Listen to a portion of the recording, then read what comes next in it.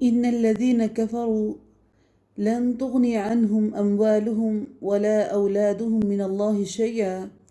وأولئك هم وقود النار كداب آل فرعون والذين من قبلهم كذبوا بآياتنا فأخذهم الله بذنوبهم والله شديد العقاب۔ کافروں کو ان کے مال، ان کی اولاد اللہ تعالیٰ کے عذاب سے چھڑانے میں کچھ کام نہیں آئیں گے، اور یہ جہنم کا ایندھن ہے۔ جیسا کہ آل فرعون کا حال ہوا اور ان کا جو ان سے پہلے تھے، انہوں نے ہماری آیتوں کو جھٹلایا، پھر اللہ تعالیٰ نے بھی انہیں ان کے گناہوں پر پکڑ لیا، اور اللہ تعالیٰ سخت عذاب دینے والا ہے۔ قل للذین کفروا ستغلبون وتحشرون إلى جہنم وبئس المہاد۔ قد كان لكم آية في فئتين التقتا فئة تقاتل في سبيل الله وأخرى كافرة يرونهم مثليهم رأي العين والله يؤيد بنصره من يشاء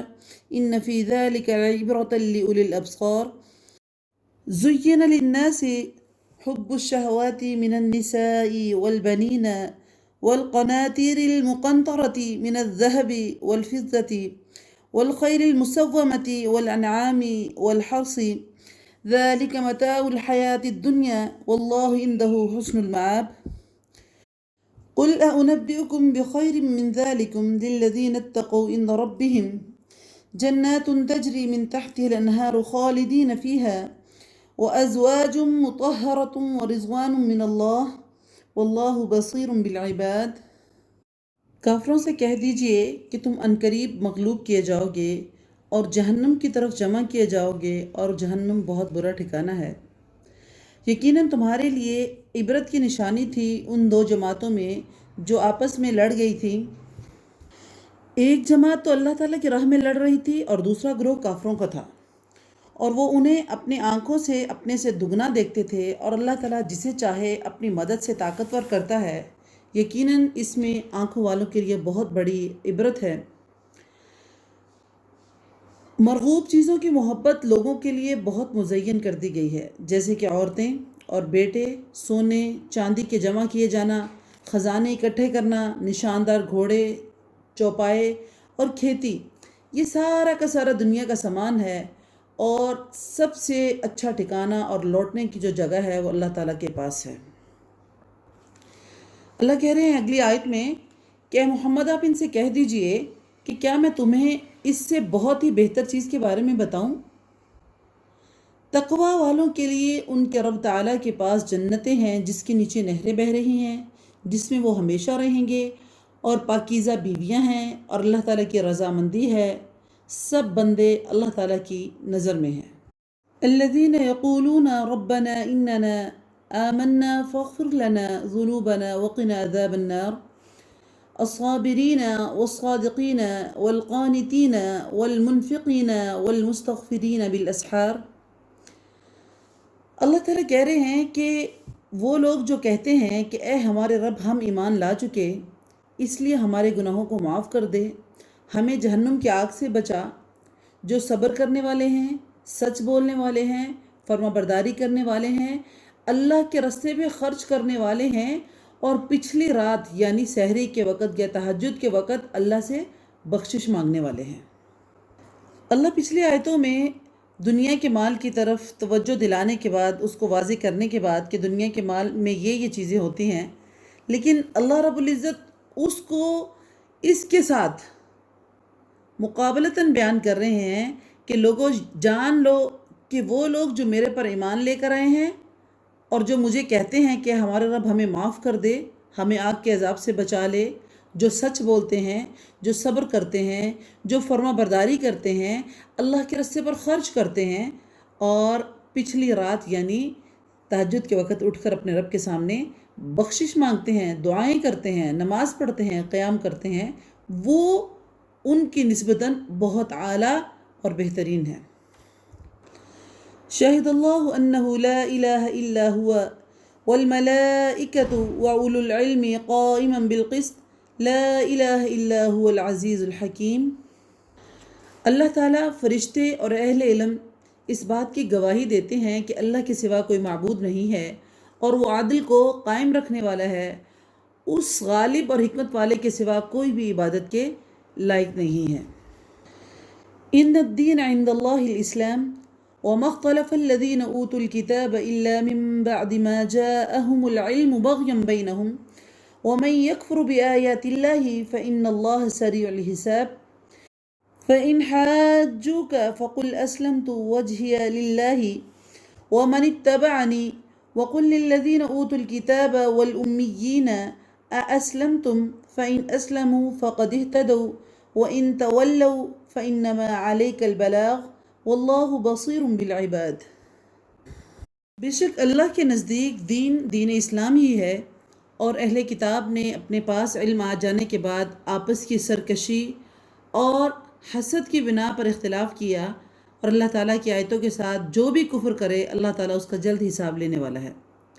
پھر بھی اگر یہ آپ سے جھگڑا کریں، یعنی محمد رسول اللہ صلی اللہ علیہ وسلم سے جھگڑا کریں، تو آپ کہہ دیں کہ میں اور میرے تابع داروں نے اللہ تعالیٰ کے سامنے اپنا سر تسلیم خم کر لیا ہے۔ اور اہل کتاب سے اور ان پڑھ لوگوں سے کہہ دیجئے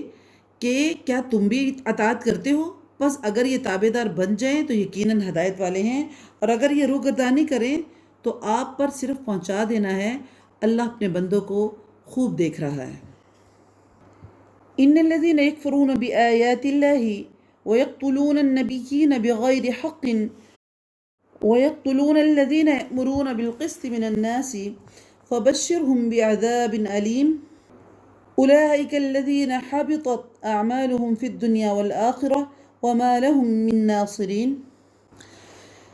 بے شک جو لوگ اللہ تعالیٰ کی آیتوں سے کفر کرتے ہیں اور نبیوں کو ناحق قتل کر دیتے ہیں، اور جو لوگ عدل اور انصاف کی بات کہیں انہیں بھی قتل کر دیتے ہیں، تو اے نبی ان کے لیے دردناک عذاب ہے۔ یہی وہ لوگ ہیں جن کے اعمال کو اللہ نے دنیا میں بھی ضائع کر دیا ہے اور آخرت میں بھی ضائع کر دیا ہے، اور ان کا اللہ کے پاس کوئی مددگار نہیں ہوگا۔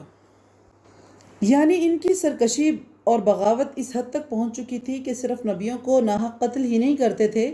بلکہ یہ ان لوگوں کو بھی قتل کر ڈالتے تھے جو انصاف اور حق کی بات کرتے تھے،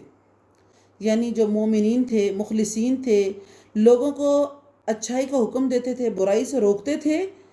تو اللہ رب العزت نے ایسے لوگوں کا تذکرہ اپنے نبیوں کے ساتھ فرما کر ان کی عظمت اور فضیلت کو بھی واضح کر دیا کہ اگر صحیح جو دین کو سمجھانے والا ہے، پڑھانے والا ہے، وہ اس کی عزت، اس کا وقار اور اس کی اہمیت، عظمت اللہ نے نبیوں کے ساتھ ذکر کر کے بیان کر دی ہے کہ وہ بہت عزت والا ہے۔ تو آج دیکھیں ہمارا بھی یہی کام ہے کہ جو ہم میں انصاف کی بات کرے، سچی گواہی دے، جھوٹ سے باز آ جائے، وہ بندہ ہمیں برا بھی لگتا ہے اور ہم اس کی جان لینے تک آ جاتے ہیں۔ یعنی ہمارے میں بھی وہی آتے موجود ہیں جو پہلی قوموں میں موجود تھیں۔ أَلَمْ تَرَ إِلَى الَّذِينَ أُوتُوا نَصِيبًا مِنَ الْكِتَابِ يُدْعَوْنَ إِلَى كِتَابِ اللَّهِ لِيَحْكُمَ بَيْنَهُمْ ثُمَّ يَتَوَلَّى فَرِيقٌ مِّنْهُمْ وَهُمْ مُعْرِضُونَ ذَلِكَ بِأَنَّهُمْ قَالُوا لَن تَمَسَّنَا النَّارُ إِلَّا أَيَّامًا مَّعْدُودَاتٍ وَغَرَّهُمْ فِي دِينِهِمْ مَا كَانُوا يَفْتَرُونَ فَكَيْفَ إِذَا جَمَعْنَاهُمْ لِيَوْمٍ لَّا رَيْبَ فِيهِ وَوُفِّيَتْ كُلُّ نَفْسٍ مَّا كَسَبَتْ وَهُمْ لَا يُظْلَمُونَ۔ کیا آپ نے انہیں نہیں دیکھا جنہیں ایک حصہ کتاب کا دیا گیا ہے، وہ اپنے آپس کے فیصلوں کے لیے اللہ تعالیٰ کی کتاب کی طرف جو بلائے جاتے ہیں کہ یعنی آؤ اپنا فیصلہ اللہ کی کتاب میں سے کرو، تو پھر بھی ایک جماعت جو ہے ان میں سے منہ پھیر لیتی ہے۔ اس کی وجہ کیا ہے؟ ذَلِكَ بِأَنَّهُمْ، اس کی وجہ یہ ہے کہ ان کا یہ کہنا ہے کہ ہم تو گنے چنے دن کے لیے ہی آگ میں جلائے جائیں گے۔ یہ ان کی گھڑی ہوئی باتیں ہیں، اور انہی گھڑی ہوئی باتوں نے انہیں ان کے دین کے بارے میں دھوکے میں ڈال رکھا ہے۔ اللہ کہتے ہیں ان سے پوچھئے فَكَيْفَ إِذَا جَمَعْنَاهُمْ لِيَوْمٍ لَّا رَيْبَ فِيهِ، اس وقت ان کا کیا حال ہوگا جب ہم انہیں اس دن جمع کریں گے جس کے آنے میں کوئی شک نہیں ہے، اور ہر شخص جو ہے اپنا اپنا پورا بدلہ دیا جائے گا اور کسی پر بھی ظلم نہیں کیا جائے گا۔ یعنی آج یہ جھوٹ بول رہے ہیں یا یہ سمجھ رہے ہیں کہ ہم نے جتنے دن اللہ کی نافرمانی کی صرف اتنے دن ہمارے اوپر اللہ کا عذاب آنا ہے، تو ہمیں دنیا میں نیکی کرنے کی اب کوئی ضرورت نہیں ہے۔ تو یہ دیکھیں اللہ رب العزت ان کے بارے میں یہ بات کر رہے ہیں کہ ان کی حالت کیا ہوگی، اس وقت ان کا حال کیا ہوگا جب میں ان کو جمع کروں گا ایسے دن جس کے بارے میں کوئی شک نہیں ہے، یعنی قیامت کا دن۔ قل اللہم مالک الملک تؤتی الملک من تشاء وتنزع الملک ممن تشاء وتعز من تشاء وتضل من تشاء بیدک الخیر انک علی کل شیء قدیر تولج اللیل فی النہار وتولج النہار فی اللیل وتخرج الحی من المیت وتخرج المیت من الحی وترزق من تشاء بغیر حساب۔ قل اللہم مالک الملک، آپ کہہ دیجئے اے اللہ، اے تمام جہانوں کے مالک، تو جسے چاہے بادشاہی دے، جس سے چاہے بادشاہی چھین لے، تو جسے چاہے عزت دے، جسے چاہے ذلت دے، تیرے ہاتھ میں ہی ساری بھلائیاں ہیں،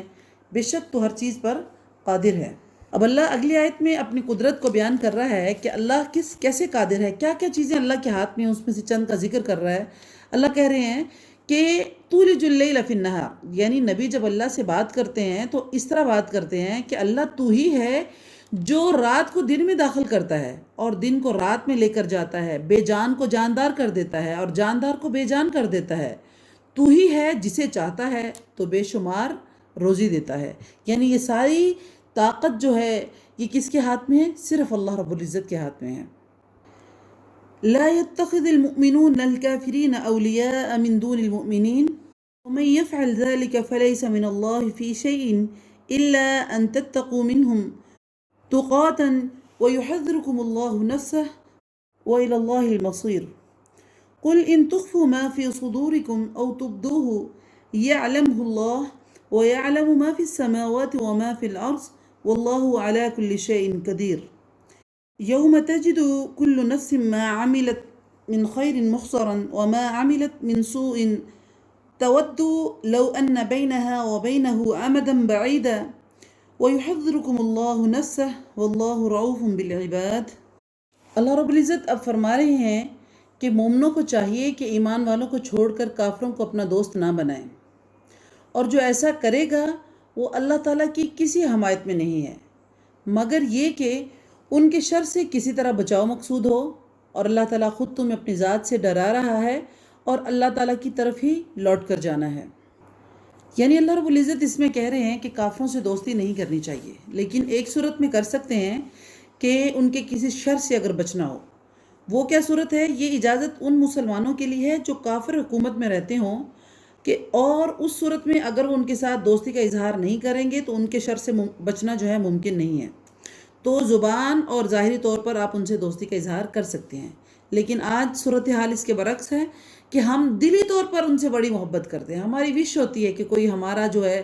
باہر گورا کوئی رہتا ہو جس سے ہمارا تعلق بن جائے، جو ہمیں دل سے اس سے ہم محبت کر رہے ہوتے ہیں، دل سے ہم چاہ رہے ہوتے ہیں کہ ہم ان کے دوست بن جائیں، حالانکہ وہ ہمارے دشمن ہیں۔ کہہ دیجئے کہ خواہ تم اپنے سینوں کی بات چھپاؤ یا اسے ظاہر کرو، اللہ تعالیٰ اسے جانتا ہے۔ آسمانوں اور زمینوں میں جو کچھ ہے سب اسے معلوم ہے، اور اللہ تعالیٰ ہر چیز پر قادر ہے۔ جس دن ہر شخص اپنی کی ہوئی نیکیوں کو اور اپنی کی ہوئی برائیوں کو اپنے سامنے پالے گا، اور وہ خواہش کرے گا کہ کاش اس کے اور اس کے برائیوں کے درمیان بہت بڑی دوری ہو جاتی۔ اللہ تعالیٰ تمہیں اپنی ذات سے ڈرا رہا ہے، اور اللہ تعالیٰ اپنے بندوں پر بڑا ہی مہربان ہے۔ قل ان کنتم تحبون اللہ فاتبعونی یحببکم اللہ ویغفر لکم ذنوبکم واللہ غفور رحیم قل اطیعوا اللہ والرسول فإن تولوا فإن اللہ لا يحب الکافرین۔ کہہ دیجئے محمد رسول اللہ صلی اللہ علیہ وسلم، لوگوں کو کہہ دیجئے کہ اگر تم اللہ سے محبت رکھتے ہو تو میری تابعداری کرو، یعنی کہ اگر اللہ سے محبت رکھتے ہو تو محمد رسول اللہ صلی اللہ علیہ وسلم کی پیروی کرو۔ تو اگر تم اللہ سے محبت رکھتے ہوئے محمد رسول اللہ صلی اللہ علیہ وسلم کی پیروی کرو گے تو کیا ہوگا؟ یحببکم اللہ، اللہ تمہیں خود محبت کرے گا اور تمہارے گناہوں کو معاف فرما دے گا۔ اللہ تعالیٰ بڑا بخشنے والا مہربان ہے۔ اور کہہ دیجئے کہ اللہ تعالیٰ اور اس کے رسول کی اطاعت کرو، اگر یہ منہ پھیر لیں تو بے شک اللہ تعالیٰ کافروں سے محبت نہیں کرتا۔ ان اللہ اصطفى آدم ونوحا وآل ابراہیم وآل عمران علی العالمین ذریة بعضها من بعض واللہ سمیع علیم۔ بے شک اللہ تعالیٰ نے تمام جہانوں کے لوگوں میں سے آدم علیہ الصلاۃ والسلام کو اور نوح علیہ الصلاۃ والسلام کو، ابراہیم علیہ الصلاۃ والسلام کے خاندان اور عمران کے خاندان کو منتخب فرما لیا۔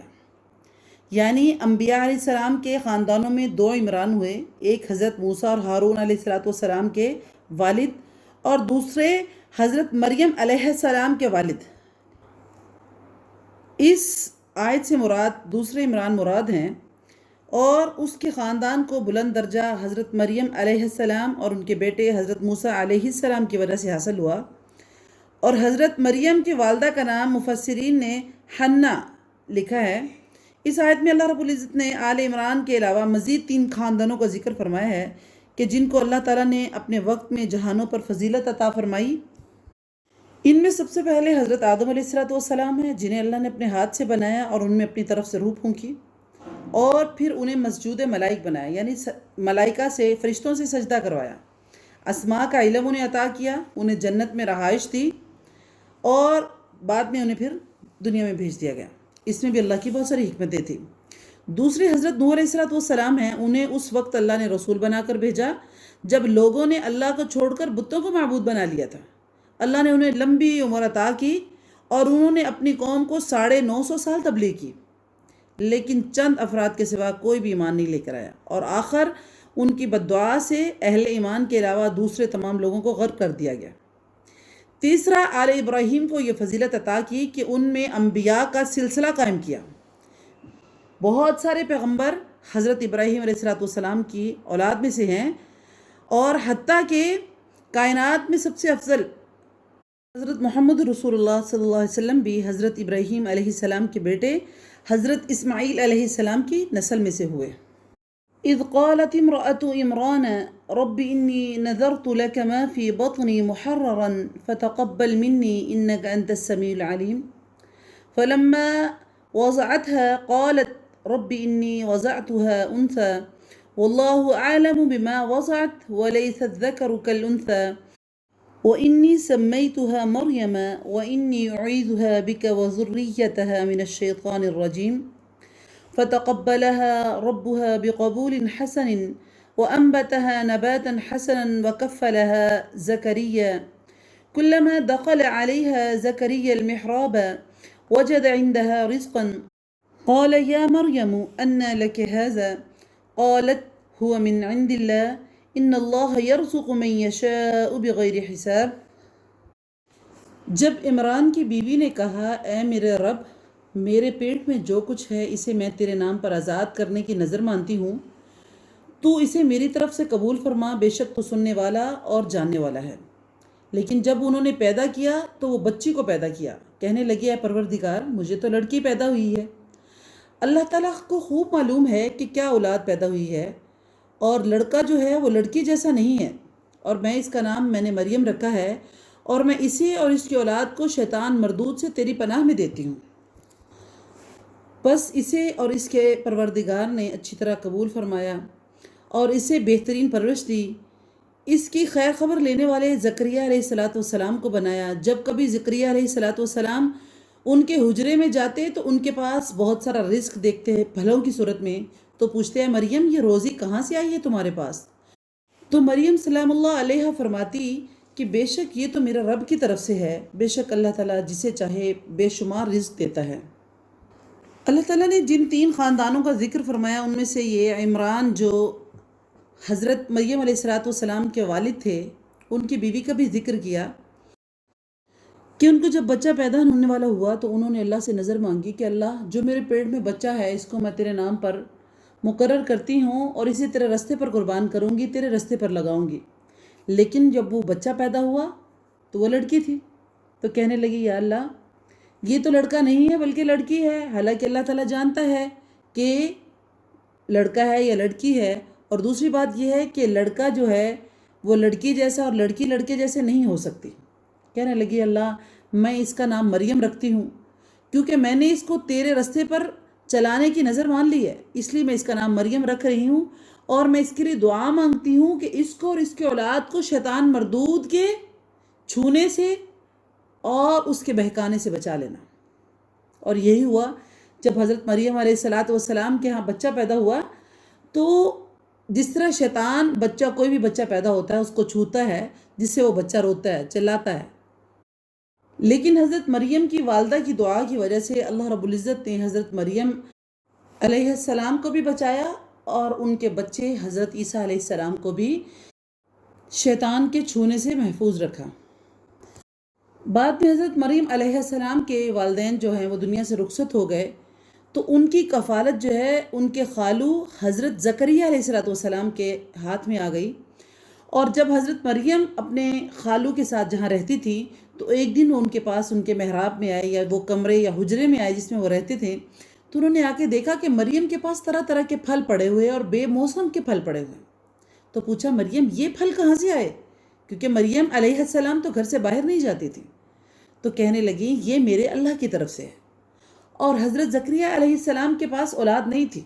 وہ بوڑھے ہو چکے تھے، لیکن جب انہوں نے وہاں پر دیکھا کہ مریم کو میرا رب بغیر موسم کے اگر پھل دے سکتا ہے تو زکریا اللہ تجھے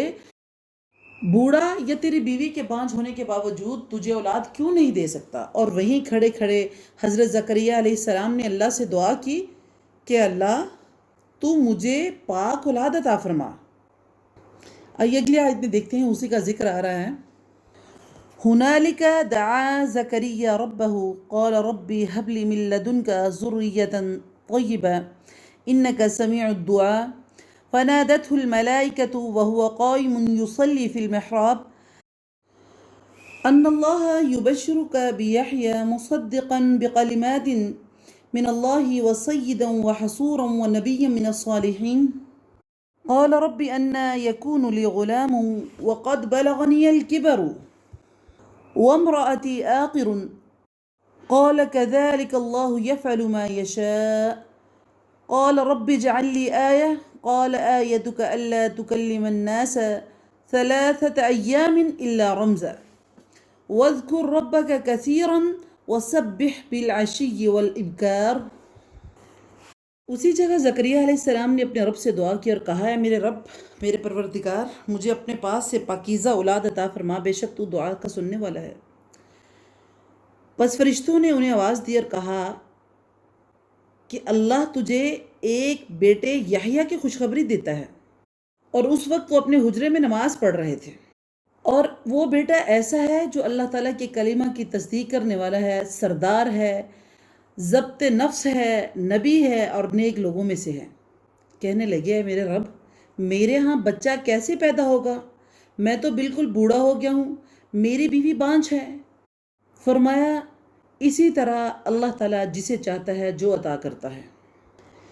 کہنے لگے پروردگار میرے لیے اس کی کوئی نشانی بتائیے، نشانی مقرر کر دیجئے۔ فرمایا نشانی یہ ہے کہ 3 دن تک تو لوگوں سے بات نہیں کرے گا سوائے اشارے سے، تو اپنے رب کا ذکر دن رات کثرت سے صبح و شام کر اور اس کی تسبیح بیان کرتا رہے، یہی تیرے لیے نشانی ہے۔ حضرت زکریا علیہ السلام نے نشانی اس لیے چاہی کہ بڑھاپے میں موجزانہ طور پر اولاد کی خوشخبری سن کر ان کا اشتیاق میں اتنا اضافہ ہوا تو کہنے لگے واقعی کہ ایسا ہو سکتا ہے؟ مجھے کوئی نشانی دیجئے جس سے مجھے معلوم ہو کہ میں واقعی اللہ کی طرف سے مجھے اولاد دی جا رہی ہے۔ تو اللہ رب العزت نے فرمایا تیری زبان جو ہے 3 دن کے لیے بند ہو جائے گی۔ یعنی کہ حضرت یہ نہیں کہ اللہ نے یہ کہا کہ بولنا نہیں ہے، مطلب یہ ہے کہ اللہ کی طرف سے 3 دن تک تو بول ہی نہیں سکے گا۔ یہ نشانی تھی کہ اللہ کی بات سچی ہے۔ اور حضرت زکریا علیہ السلام اس خوشخبری کے بعد 3 دن تک ان کی زبان بول نہیں سکی اور وہ صرف اشارے سے لوگوں سے بات کر سکتے تھے۔ یہ اللہ نے ان کو نشانی دی کہ واقعی اللہ تمہیں ایک بیٹا عطا کر رہے ہیں جس کا نام یحییٰ ہے، جو سردار ہے اور وہ نبی ہے اور وہ نیکوکاروں میں سے ہوگا۔ لیکن اللہ نے یہاں ایک حد مقرر کر دی کہ اس خاموشی کا مطلب یہ نہیں کہ تو چپ کر کے بیٹھ جائے گا، نہیں، بلکہ یہ کہا گیا کہ اس خاموشی میں کثرت سے صبح و شام اللہ کی تسبیح بیان کر، تاکہ اللہ جو تجھے نعمت دے رہا ہے، جو تجھے نعمت ملنے والی ہے، اس کا شکریہ ادا ہو۔ اس سے ہمیں یہ بھی پتہ چلتا ہے کہ اگر اللہ ہمیں کوئی نعمت دے تو ہمیں اسی حساب سے اللہ کا زیادہ سے زیادہ شکر ادا کرنا چاہیے۔ وَإِذْ قَالَتِ الْمَلَائِكَةُ يَا مَرْيَمُ إِنَّ اللَّهَ اصْطَفَاكِ وَطَهَّرَكِ وَاصْطَفَاكِ عَلَى نِسَاءِ الْعَالَمِينَ يَا مَرْيَمُ اقْنُتِي لِرَبِّكِ وَاسْجُدِي وَارْكَعِي مَعَ الرَّاكِعِينَ ذلك من انباء الغیب نوحیہ الیک وما كنت لديهم اذ يلقون اقلامهم ایہم یکفل مریم وما كنت لديهم اذ یختصمون۔ اب یہاں اس رکوع میں اللہ رب العزت حضرت عیسیٰ علیہ السلام کی ولادت کا ذکر کر رہے ہیں کہ کس طرح اللہ رب العزت نے مریم سلام اللہ علیہ کو بیٹا عطا کیا۔ تو اس وقت فرشتوں نے آ کر کہا، اللہ اس آیت کا ذکر کر رہے ہیں کہ اذ قالت الملائکۃ یا مریم، اور جب فرشتوں نے کہا اے مریم، اللہ تعالیٰ تجھے ایک کلمہ کی خوشخبری دیتا ہے جس کا نام مسیح عیسیٰ بن مریم ہے، جو دنیا اور آخرت میں عزت والا ہے اور وہ میرے مقربوں میں سے ہے۔ کلمہ سے مراد ہے کہ حضرت عیسیٰ علیہ السلام کو کلمہ یا کلمۃ اللہ اس لیے کہا گیا کہ ان کی جو ولادت ہوئی تھی وہ ایک معجزہ تھی۔ عام جو انسانی اصول تھے اس کے برعکس تھی، باپ کے بغیر تھی، اللہ کی خاص قدرت اور اس کے کلمہ کن کی تخلیق تھی، اس وجہ سے اسے کلمہ کہا گیا۔ اور اگلی بات کی، فرشتے نے کہا کہ وہ بچہ ایسا ہوگا جو اپنے گہوارے ماں کے گود میں ہی باتیں کرے گا اور ادھیڑ عمر میں بھی لوگوں سے باتیں کرے گا اور وہ نیکوکاروں میں سے ہوگا۔ قالت رب انا یکون لی ولد ولم یمسسنی بشر قال كذلك الله يخلق ما يشاء وإذا قضى أمرا فإنما يقول له كن فيكون ويعلمه الكتاب والحكمة والتوراة والإنجيل ورسولا إلى بني إسرائيل إني قد جئتكم بآية من ربكم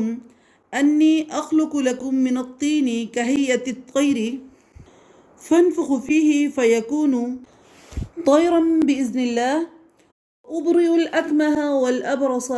وأحيي الموت بإذن الله وأنبئكم بما تأكلون وما تدخرون في بيوتكم إن في ذلك لآية لكم إن كنتم مؤمنين۔ حضرت مریم نے فرشتے کو جواب دیا، کہنے لگی اللہ مجھے لڑکا کیسے ہوگا، حالانکہ مجھے تو کسی انسان نے ہاتھ بھی نہیں لگایا۔ فرشتے نے کہا اللہ اسی طرح جو چاہے پیدا کرتا ہے، اور جب وہ کبھی کسی کام کا ارادہ کرتا ہے، اسے کرنا چاہتا ہے تو صرف یہ کہہ دیتا ہے کہ کن ہو جا تو وہ ہو جاتا ہے۔ اور اللہ تعالیٰ اسے لکھنا، حکمت، تورات اور انجیل سکھائے گا۔ کس کو؟ حضرت عیسیٰ علیہ السلام کو، جو پیدا ہونے والے بچے کی بات کی جا رہی ہے۔ اور وہ بنی اسرائیل کی طرف رسول ہوگا کہ میں تمہارے پاس رب کی نشانیاں لایا ہوں، میں تمہارے لیے پرندے کی شکل کی طرح کا مٹی کا پرندہ بناتا ہوں، پھر میں اس میں پھونک مارتا ہوں تو اللہ کے حکم سے پرندہ بن جاتا ہے، اور اللہ کے حکم سے میں ماں کے پیٹ سے پیدا ہوئے اندھے کو اور کوڑی کو اچھا کر دیتا ہوں اور مردے کو زندہ کر دیتا ہوں، اور جو کچھ تم کھاؤ اس کو بھی اور جو کچھ تم اپنے گھروں میں ذخیرہ کرو میں وہ بھی تمہیں بتا دیتا ہوں۔ اس میں تمہارے لیے بڑی نشانیاں ہیں اگر تم ایمان والے ہو۔ یعنی وہ ایسا رسول ہوگا جو یہ باتیں بتائے گا کہ میں یہ کر سکتا ہوں۔ اللہ رب العزت یہ حضرت مریم علیہ السلام کو بتا رہے ہیں کہ تیرے گھر میں جو عیسیٰ علیہ السلام پیدا ہونے والے ہیں ان میں یہ کوالٹیز ہوں گی۔